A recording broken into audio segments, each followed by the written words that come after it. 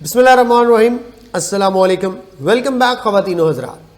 Discussion हमारी start होने लगी है चार्ल्स लॉ के ऊपर। चार्ल्स लॉ गैस क्लास के अंदर सेकंड लॉ है। अब आप लोगों को मैं बता दूं कि यहाँ पे हम लोगों ने चार्ल्स लॉ के अंदर जो बात पढ़नी है वो थोड़ा सा डिफरेंट होगी as compare to Boyle's law. कैसे? हम लोग अब यहाँ पे कांस्टेंट कर देंगे प्रेशर को and number of the moles को, यानी कि ये दो पैरामीटर्स अब हम कांस्टेंट करके हम लोग वॉल्यूम का टेम्परेचर के साथ रिलेशनशिप चेक करेंगे। Volume given mass of a gas, again वही बात, given mass of the mass का मतलब है क्वांटिटी या moles, is directly proportional to the temperature at constant pressure. Sir moles का तो जिक्र नहीं आया, बच्चे बड़े शरीफ होते हैं बेटा, given mass of the gas का पहले ही जिक्र कर दिया, यानी कि मोल्स कांस्टेंट कर दिए। Year was 1787। बच्चे के जेल में सवाल आता है सर ये साल याद रखने हैं। बेटा अगर अपनी सालगिरह याद रख सकते हो तो इन बेचारों की भी सालगिरह याद रख लो, शायद सालगिरह से रिलेटेड पेपर में क्वेश्चन आ जाए। वॉल्यूम का टेम्परेचर से डायरेक्ट रिलेशनशिप है, कांस्टेंट रखा गया है प्रेशर को एंड मोल्स को। अब यहाँ पे अगर मैं कांस्टेंट के अप्लाई करता हूँ तो V प्रोपोर्शनल टू KT, ऐसे भी आपको पेपर में दे सकता है। और ये T अगर इधर मल्टीप्लाई हो रहा है तो इधर आकर के डिवाइड हो सकता है, अगर मैं ये प्रोपोर्शनैलिटी का साइन हटा दूंगा और इक्वलिटी लगा दूंगा। ठीक है, जैसा कि आपको पता है जब कांस्टेंट लगता है तो प्रोपोर्शनैलिटी की जगह पे इक्वलिटी आ जाता है। तो टेम्परेचर अगर इधर मल्टीप्लाई हो रहा है तो इधर आकर डिवाइड, तो V/T is equal to K। जैसे कि मैंने प्रीवियस लेक्चर में बताया था कि गलती हो सकती है। अब आप लोग देखें ज़रा कि यहाँ पे इसके अंदर आपको क्या मिस्टेक नज़र आ रही है। ठीक है बेटा, यही मिस्टेक है जो आप लोगों ने पकड़नी थी। क्या मतलब? मतलब ये कि V is equal to KT तो ठीक है, तो ये कैसे हो सकता है कि K V के साथ आकर मल्टीप्लाई होकर T के बराबर है? No way, V over K is equal to T हो सकता है, या V over T is equal to K हो सकता है। और इसकी एक और मैथमेटिकल फॉर्म भी जो तुम लोगों ने पढ़ी है दो डिफरेंट टेम्परेचर्स और वॉल्यूम के लिए, V1 over T1 is equal to V2 over T2 is equal to K constant. इसका भी K कांस्टेंट इसी तरह जो है वो हमारे पास अगर देखें तो प्रेशर डिपेंडेंट हो सकता है, और इसके कांस्टेंट K के यूनिट्स अगर हम देखें तो वॉल्यूम का यूनिट मीटर क्यूब पर केल्विन भी हो सकता है, और इसी तरह अगर नॉन एसआई की बात करूं तो डेसीमीटर क्यूब पर केल्विन भी आंसर हो सकता है। तो ये आप लोगों के पास कुछ सिनेरियो है जिसको मैं आप लोगों के साथ शेयर करना चाह रहा था, डिस्कस करना चाह रहा था चार्ल्स लॉ की मैथमेटिकल फॉर्म से रिलेटेड।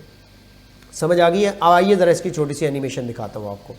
अगर आप लोग सब बच्चे गौर करें तो यहाँ पे आपको प्रेशर अब फिक्स्ड कांस्टेंट नज़र आ रहा है। अब अगर बढ़ रहा है तो टेम्परेचर और उसके साथ ऑफ कोर्स वॉल्यूम भी बढ़ता चला जा रहा है। डायरेक्ट रिलेशनशिप का ग्राफ हमेशा एक स्ट्रेट लाइन होती है, जैसा कि आप लोगों ने अभी ये बनते हुए देखा। अब यहाँ पे आप लोगों को एक इंटरेस्टिंग बात बता देता हूँ, पेपर में सवाल आ सकता है। फ्रोजन क्या है? यहाँ पे बच्चे अक्सर सवाल पूछते हैं sir what is mean by frozen. देखो पेपर में क्वेश्चन चेंज कर सकता है। In case of Charles law the frozen parameters are, frozen का मतलब होगा कांस्टेंट। देखो कांस्टेंट के वर्ड की बजाय उसने क्या यूज कर लिया? फ्रोजन। तो यही एंटीटेस्ट है, नॉट डिफिकल्ट बट डिफरेंट। तो फ्रोजन क्या है? Mess and pressure. मैस का मतलब वही कि नंबर ऑफ मोल्स। इसी तरह अगर मैं आपसे बात करूं यार बॉयल्स लॉ में क्या फ्रोजन था, ये बच्चा देख के मुझे बार बार जो है बड़ी खुशी होती है। देखिएगा ये है आप लोगों के पास इस वक्त फ्रोजन मैस एंड टेम्परेचर। ठीक है, तो ये बात ज़हन में रख लीजिएगा, मैस या क्वांटिटी इसमें फ्रोजन होगी। अब चार्ल्स ने जब अपना लॉ अप्लाई करने की कोशिश की सेल्सियस स्केल पर, यानी कि उसने वेरीफाई करना चाहा V1 over T1 is equal to V2 over T2 is equal to K, जैसा कि आपने FSC में पढ़ा हुआ है।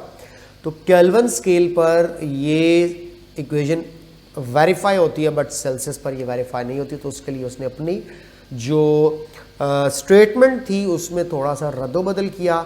चार्ल्स लॉ की जो क्वांटिटेटिव डेफिनेशन है in terms of absolute zero वो थोड़ी सी बदली, और इसने अगर केल्विन स्केल के लिए अपने लॉ को वेरीफाई करने की इक्वेशन प्रेजेंट की थी तो इसने सेल्सियस स्केल के लिए भी वो इक्वेशन प्रेजेंट कर दी। क्या थी वो भी अभी आपको बताता हूँ, लेकिन सबसे पहले एक बात ज़हन में रख लीजिएगा कि अगर आप सेल्सियस स्केल के मुताबिक वॉल्यूम में चेंज देखना चाहते हैं तो एक सर्टेन पैरामीटर के मुताबिक होता है, एक सर्टेन फैक्टर के मुताबिक होता है। और कौन से वॉल्यूम में चेंज देखते हैं? जो कि वॉल्यूम 0 डिग्री सेल्सियस यानी कि स्टैंडर्ड टेम्परेचर पर होता है। अब मैं आपको बताने जा रहा हूँ, एक वॉल्यूम होता है V नॉट के साथ इसको रिप्रेजेंट किया जाता है और इसको कहा जाता है volume at 0 degree Celsius. 0 degree Celsius पर एक गैस का जो वॉल्यूम ऑक्यूपाइड होता है उसको V नॉट से शो करते हैं। इस V नॉट में इंक्रीज भी हो सकता है टेम्परेचर के साथ और डिक्रीज भी हो सकता है टेम्परेचर के साथ, क्योंकि टेम्परेचर बढ़ाने पर वॉल्यूम बढ़ता है, टेम्परेचर कम करने पर वॉल्यूम कम होता है। बड़ी तवज्जो से सुनिएगा, V नॉट में इंक्रीज या डिक्रीज कितना आता है अगर आप सेल्सियस के मुताबिक देखें। लाइक 0 डिग्री सेल्सियस से 25 डिग्री सेल्सियस टेम्परेचर करता हूँ तो वॉल्यूम में कितना इंक्रीज आएगा। 25 से 50 करता हूँ, 25 पे जो था 50 पर क्या उसका डबल होगा? ये ज़रूरी नहीं है। यही बताना चाह रहा हूँ कि V नॉट में इंक्रीज या डिक्रीज देखने के लिए हमें एक सर्टेन पैरामीटर की ज़रूरत होती है, और वो सर्टेन पैरामीटर है 1/273। वो सर्टेन पैरामीटर कौन सा है? 1/273। ये 1/273 जो इस वक्त आप लोगों को सर्टेन पैरामीटर नज़र आ रहा है, इसके मुताबिक हमेशा V नॉट में इंक्रीज या डिक्रीज आता है। इसका कैसे पता चलता है? इसका पता चलाना बहुत आसान होता है कि आप V नॉट को मल्टीप्लाई करेंगे 1/273 के साथ, जो कि केल्विन स्केल का आपको पता है कि स्टार्टिंग भी होता है। इसका जो भी आंसर आएगा वो आंसर होगा वॉल्यूम चेंज पर डिग्री सेल्सियस। वॉल्यूम चेंज पर डिग्री सेल्सियस क्या मतलब? फॉर एग्जांपल इसका आंसर 2 आ रहा है तो 2 सेंटीमीटर क्यूब वॉल्यूम चेंज होगा हर 1 डिग्री सेल्सियस टेम्परेचर के बाद। अगर 1 डिग्री सेल्सियस टेम्परेचर बढ़ाएंगे तो V नॉट में 2 सेंटीमीटर क्यूब का इजाफा हो जाएगा। अगर 1 डिग्री सेल्सियस टेम्परेचर कम करेंगे तो V नॉट में 2 सेंटीमीटर क्यूब की कमी हो जाएगी। यानी कि किसी भी V नॉट में इजाफा या किसी भी V नॉट में कमी डिपेंड किस पर करती है? उस फैक्टर पर जिसकी मैं आपसे अभी बात कर रहा था, और वो था 1/273। तो पर डिग्री सेल्सियस राइज और फॉल इन टेम्परेचर के होने से जो भी वॉल्यूम में चेंज आता है V नॉट, उसको हम लोग चार्ल्स लॉ की इक्वेशन से भी वेरीफाई कर सकते हैं। क्वांटिटेटिव जो इसकी स्टेटमेंट है, आइए ज़रा आप इसको अंडरस्टैंड करते हैं। इसने बदल दी स्टेटमेंट सिर्फ और सिर्फ टेम्परेचर सेल्सियस के मुताबिक अपने लॉ को वेरीफाई करवाने के लिए। एट कांस्टेंट प्रेशर सब कुछ वही था। Volume of the given mass of a gas हम लोग कहते हैं पहले के directly proportional to the temperature. अब देखो क्या कह रहे हैं, इंक्रीज और डिक्रीज, यानी कि वॉल्यूम का क्वांटिटी वाइज इंक्रीज या डिक्रीज होना किस पर डिपेंड करता है?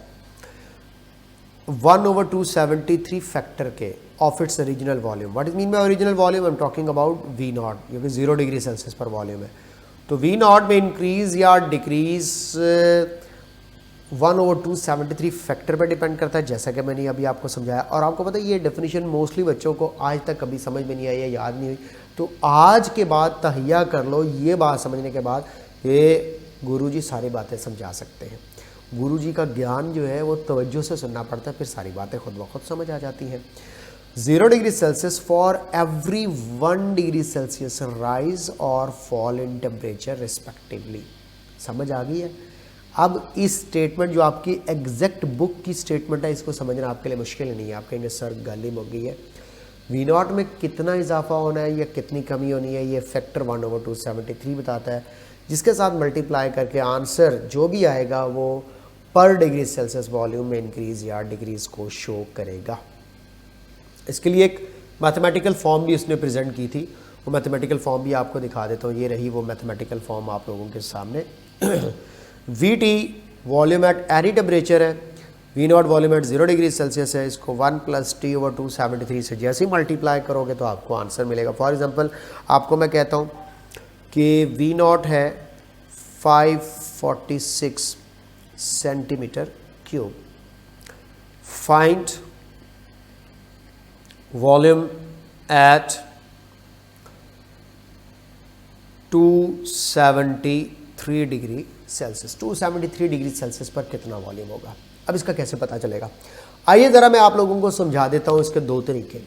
पहली बात तो जैसा कि मैंने आपको बताया, जो भी V0 हो उसको 1/273 फैक्टर से मल्टीप्लाई करके आंसर लेना है, ठीक है। तो अब इसका आंसर लेने के लिए देखिए मैं 546 लिखता हूँ इंटू 1/273 लिखता हूँ, डिवाइड करने के बाद आएगा 2 सेंटीमीटर क्यूब। ये 2 सेंटीमीटर क्यूब है पर डिग्री सेल्सियस राइज और पर डिग्री सेल्सियस टेम्परेचर का राइज और फॉल जब हो तो वॉल्यूम में चेंज V0 के अंदर। अब आपसे किस टेम्परेचर पर पूछा गया है वॉल्यूम 273 पर, तो आप लोग देखें कि पर डिग्री सेल्सियस पर अगर 2 हो रहा है तो 273 पर कितना होगा, तो 2 सेंटीमीटर क्यूब मल्टीप्लाई कर देता हूँ 273 के साथ, तो ये बनता है 546 सेंटीमीटर क्यूब। तो 546 सेंटीमीटर क्यूब इजाफा होना है, तो अब आप क्या करेंगे सर, 546 प्लस 546 करूँगा और ये बन जाएगा 1092 सेंटीमीटर क्यूब। सर ये आंसर आएगा। इसका एक और भी तरीका निकालने का बता दूँ, देखो इस इक्वेशन में वैल्यू पुट करो, VT फाइंड करना है, V0 पुट करो 546 इंटू 1 प्लस टेम्परेचर जो भी है, जिस भी टेम्परेचर पर वॉल्यूम पता चलाना है उसको पुट करो और वो है 273 ओवर 273। इसको आप सॉल्व कर लो, यहाँ पे आप इसका एलसीएम लेंगे 273 आएगा, ऊपर वाला 273 और नीचे से 273 को जब आप जैसे ही सिंप्लीफाई करेंगे तो 546 में 273 ऐड होके इस केस में भी आपको आंसर 1092 सेंटीमीटर क्यूब मिलेगा। तो ये थी चार्ल्स लॉ की क्वांटिटेटिव डेफिनेशन। भेजे में बात घुसी, अगर घुस गई है तो मैं आगे चलता हूं आप लोगों के सामने, साथ ही एब्सोल्यूट जीरो का कॉन्सेप्ट भी आपको देता हूं। एब्सोल्यूट जीरो टेम्परेचर के बारे में आप लोगों को बता देता हूं। एब्सोल्यूट जीरो टेम्परेचर क्या बेटा, एक होता है टर्म एब्सोल्यूट टेम्परेचर। मैं अब आपको दो डिफरेंट चीज़ें बताने लगा हूं। एक टर्म है एब्सोल्यूट टेम्परेचर। क्या होता है absolute temperature, any idea about it? Absolute temperature का मीनिंग होता है temperature of kelvin scale. Temperature of kelvin scale. अगर आपके पास केल्विन स्केल में टेम्परेचर है तो आप चार्ल्स लॉ को वेरीफाई करने के लिए इक्वेशन यूज करोगे V1/T1 is equal to V2/T2। अगर आपके पास टेम्परेचर सेल्सियस स्केल में है तो चार्ल्स लॉ को वेरीफाई करने के लिए आप लोग यूज करोगे VT is equal to V0 into 1/1 plus T/273। ये दो बातें याद रखते हुए टेम्परेचर। अब बच्चे एब्सोल्यूट जीरो टेम्परेचर को कंफ्यूज कर जाते हैं एब्सोल्यूट टेम्परेचर के साथ। एब्सोल्यूट जीरो टेम्परेचर का मतलब एक ultimate lowest temperature, minimum temperature, सबसे कम टेम्परेचर जिस पर जाकर के गैसेस हमारे पास लिक्विफाई, हर किस्म की मॉलिक्यूलर मोशन सीज हो जाती है। इस टेम्परेचर पर पहुंचने से पहले पहले दुनिया का हर मटेरियल, दुनिया की हर गैसियस स्टेट भी लिक्विड या सॉलिड स्टेट में कन्वर्ट हो जाती है। इसको कहते हैं एब्सोल्यूट जीरो टेम्परेचर। अब देखते हैं इसकी डेफिनेशन क्या है। एब्सोल्यूट जीरो टेम्परेचर के ऊपर बात करने लगे। An unattainable hypothetical temperature at which volume of the gases become hypothetically zero. Volume hypothetically zero होने का मतलब है गैसेस लिक्विफाई हो जाती हैं बिफोर रीचिंग दिस टेम्परेचर। इस टेम्परेचर का बड़ा इंपॉर्टेंट आप लोगों से मैं डील करूंगा अभी, क्योंकि मैं चार्ल्स लॉ की ग्राफिकल एक्सप्लेनेशन समझाना चाहता हूं, तो उसके अंदर ये एब्सोल्यूट जीरो का कॉन्सेप्ट आपको समझाना बेहद बेहद बेहद इंपॉर्टेंट है। It is that temperature at which molecular motion of the gases cease. It is unattainable hypothetical temperature. Gases change into liquid prior to this temperature. इस टेम्परेचर से पहुंचने से पहले आपको लिक्विड स्टेट या सॉलिड स्टेट मिलेगी। obtained by extra plotting the graph of volume and temperature up to -273.16 degree Celsius. इस temperature को एब्सोल्यूट जीरो टेम्परेचर का नाम देते हैं। एब्सोल्यूट जीरो टेम्परेचर का नाम दिया जाता है। ये सेल्सियस में ये है, केल्विन में 0 केल्विन है, ओके नहीं कहना इसको, और फ़ारेनहाइट में 459 डिग्री फ़ारेनहाइट। बेटा ये तीनों टेम्परेचर ज़रा याद रख लीजिएगा। इन तीनों टेम्परेचर्स को डिफरेंट स्केल्स पर मैंने लिख दिया और ये है एब्सोल्यूट जीरो टेम्परेचर। तो इस एब्सोल्यूट ज़ीरो टेम्परेचर को अच्छे से अपने जहन में रख लीजिएगा ताकि आप लोगों को किसी भी किस्म की प्रॉब्लम ना हो। और तीनों डिफरेंट टेम्परेचर स्केल्स भी आपके सामने शो कर देता हूँ लगे हाथों। आपको पता होना चाहिए कि वाटर का फ़ारेनहाइट स्केल पर, सेल्सियस स्केल पर और केल्विन स्केल पर क्या क्या एब्सोल्यूट ज़ीरो टेम्परेचर की वैल्यूज़ है, क्या क्या फ्रीजिंग पॉइंट है और क्या क्या बॉइलिंग पॉइंट है।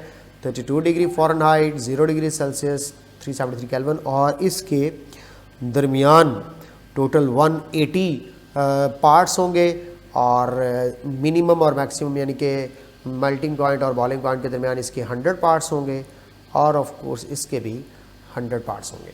एनीहाउ आप लोगों ने टेम्परेचर की इंटर कन्वर्जन बड़े अच्छे तरीके से पढ़ी हुई है। डिफरेंट फार्मूलाज आप लोगों को आते हैं कि अगर आपके पास एक टेम्परेचर सेल्सियस में है तो केल्विन में ले जाने के लिए 273 उसमें ऐड कर दिया जाता है। ये सारे फार्मूलाज आप लोगों ने पढ़े हैं। और सेल्सियस में जाना हो केल्विन से तो K - 273 होगा। इसी तरह सेल्सियस से फ़ारेनहाइट में जाना हो तो 5/9 इंटू F-32 फार्मूला यूज़ किया जाता है। यानी कि पहले फ़ारेनहाइट के टेम्परेचर में से 32 माइनस करोगे, फिर 5/9 से डिवाइड करोगे। अगर फ़ारेनहाइट में जाना है सेल्सियस से तो 9/5C + 32। अब यहाँ पे पहले आप 9/5C से मल्टीप्लाई करोगे, फिर जो आंसर होगा उसको आप उसमें आप 32 जो है वो प्लस कर दोगे। तो ये आप लोगों के पास डिफरेंट टेम्परेचर स्केल्स को इंटर कन्वर्ट करने के फॉर्मूलाज हैं जो कि आप लोगों ने पहले पढ़े हुए हैं। आप लोगों को बस ये मैंने यहाँ पे बताना था कि एब्सोल्यूट ज़ीरो टेम्परेचर जो है वो फ़ारेनहाइट में कितना है, सेल्सियस में कितना है, केल्विन में कितना है, ये सारी बातें आप लोगों के साथ डिस्कस करनी थी। अब आइए ज़रा एक इम्पॉर्टेंट ग्राफ पढ़ते हैं जो कि चार्ल्स लॉ की मैथमेटिकल रिलेशनशिप के मुताबिक उसका आगे ग्राफिकल एक्सप्लेनेशन होगा। बेटा मैं आपको पहले आपकी टेक्स्ट बुक वाला ग्राफ एक सिंपल सा बनाकर दिखा दूं, जरा देखिएगा। ये है 4 क्वाड्रेंट्स। यहाँ पे बड़े मज़े मज़े के सवाल आपके साथ शेयर करने हैं। 2, 3 एंड 4। यहाँ पे लिया जा रहा है टेम्परेचर एक्स एक्सिस पे, यहाँ पे लिया जा रहा है वॉल्यूम वाई एक्सिस पे। अब आप लोगों के पास यहाँ पे टेम्परेचर है 0 डिग्री सेल्सियस, जैसा कि मैंने बताया। ये रहा 100 डिग्री सेल्सियस, ये रहा 200 डिग्री सेल्सियस और ये रहा 300 डिग्री सेल्सियस। ठीक है।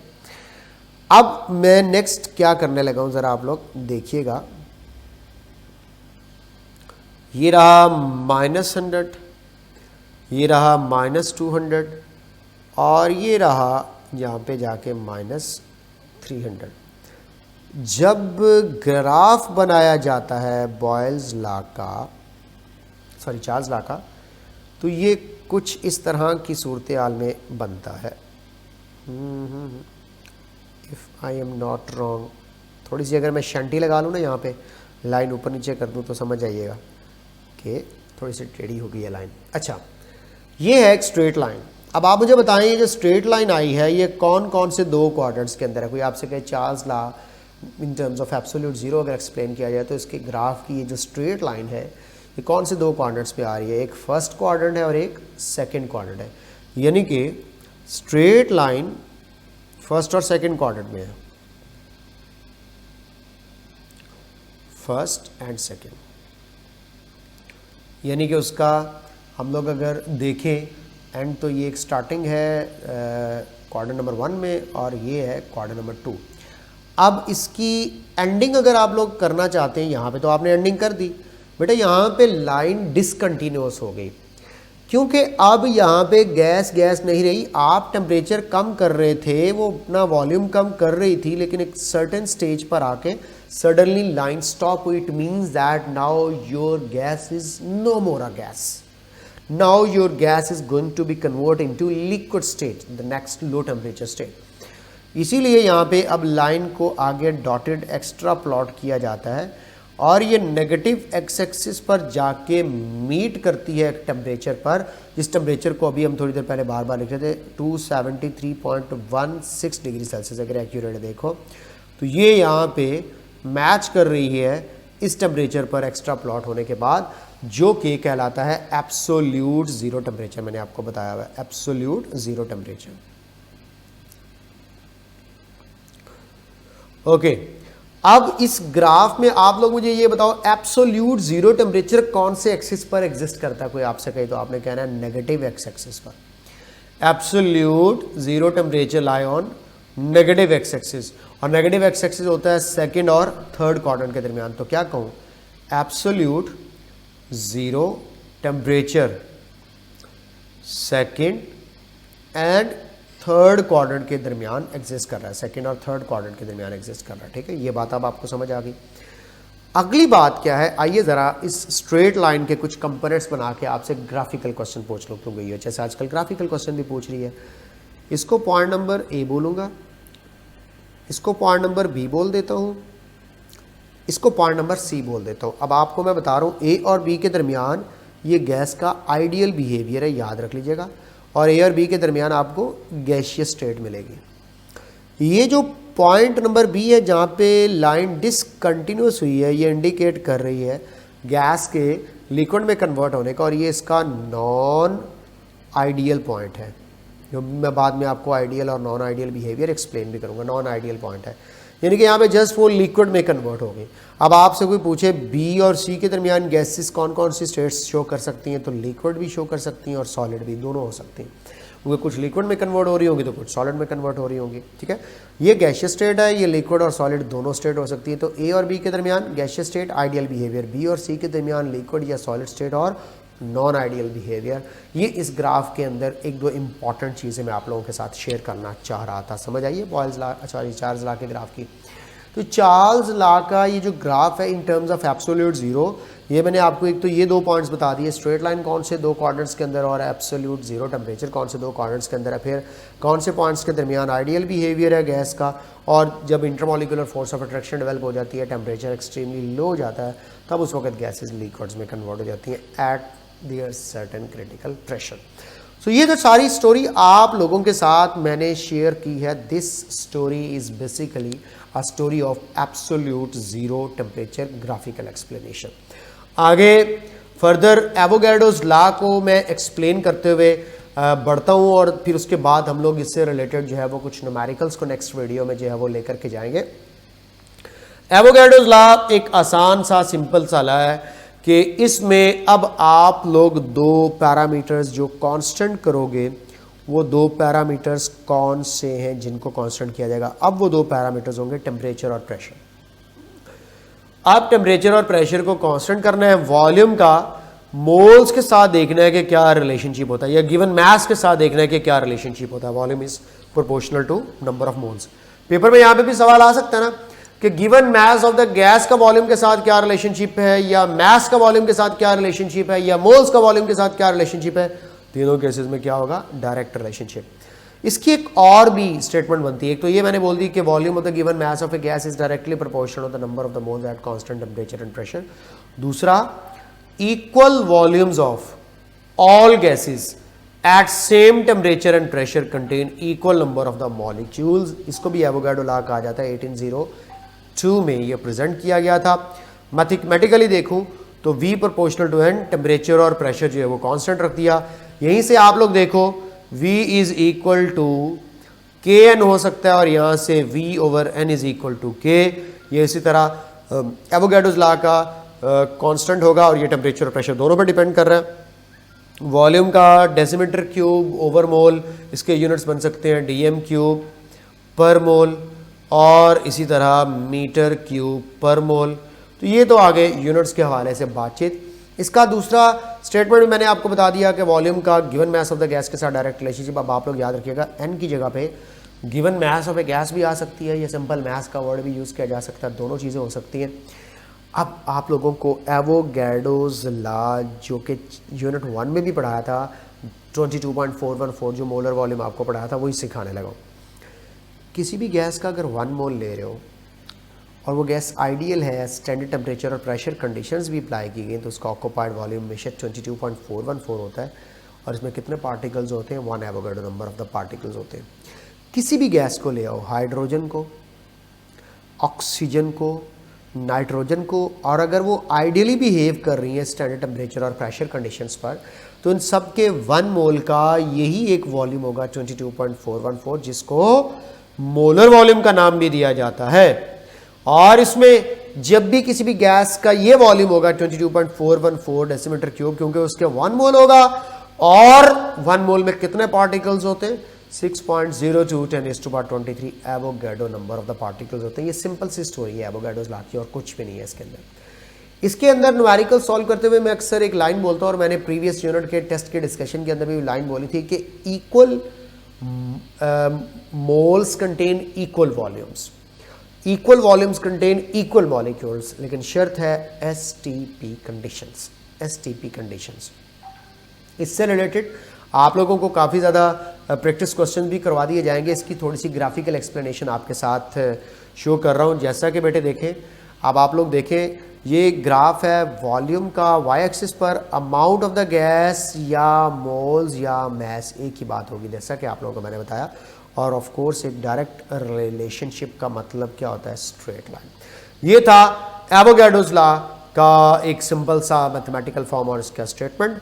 आइए ज़रा नेक्स्ट वीडियो में जब हम चलेंगे तो हम लोग नेक्स्ट वीडियो में जनरल गैस इक्वेशन के हवाले से कुछ बातें जो है वो डिस्कस करेंगे। लेकिन बिफोर दिस के मैं नेक्स्ट इक्वेशन की तरफ जाऊं, नेक्स्ट जो है वो वीडियो की तरफ जाऊं, ये कुछ छोटे मोटे क्वेश्चंस हैं जो गैस लॉ से रिलेटेड आप लोगों को डिस्कस करने हैं। एंड वीडियो का टाइम ज़रा ज़्यादा प्रोलॉन्ग्ड हो रहा है, तो मैं इसको नेक्स्ट वीडियो के अंदर शिफ्ट कर रहा हूँ। नेक्स्ट वीडियो में Charles law, Boyle's law, Avogadro's law, इनसे रिलेटेड कुछ प्रैक्टिस क्वेश्चंस आप लोगों को करवाता हूँ। आपको आइडिया तो होना पेपर में क्वेश्चंस कैसे आएंगे। उसके बाद फिर जनरल गैस इक्वेशन और उससे रिलेटेड लॉस के ऊपर बात करेंगे, तो काइंडली वॉच कीजिएगा next video. Thank you so much.